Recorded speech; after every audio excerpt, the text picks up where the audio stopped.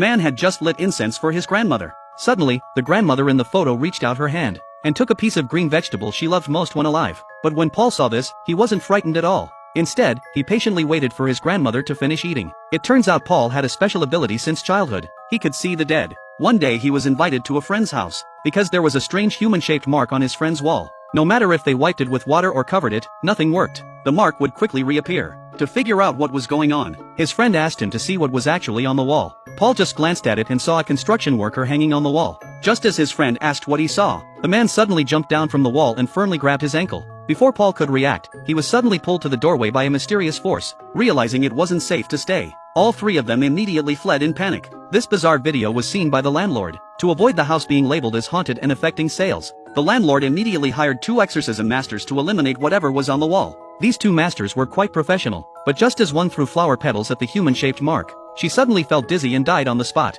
Obviously, this didn't work at all. Instead, it made the mark on the wall spread even larger. After seeing this, Paul strangely asked the landlord if there was any rice in the kitchen. Without hesitation, he rushed into the kitchen and made a fragrant egg fried rice. Actually, he didn't know if this would work, only because last time he saw an unfinished fried rice next to the construction worker. He guessed the man probably had a sudden accident before he could finish his meal. Just as he finished speaking, the man suddenly appeared. Then he grabbed the fried rice and started eating. Sure enough, after finishing the fried rice, he smiled as if relieved. Even the mark on the wall disappeared. And so, Paul's method of exorcism by fried rice was witnessed by the opportunistic landlord. He very much hoped Paul would work with him long term, because he had about 100 more haunted houses like this one.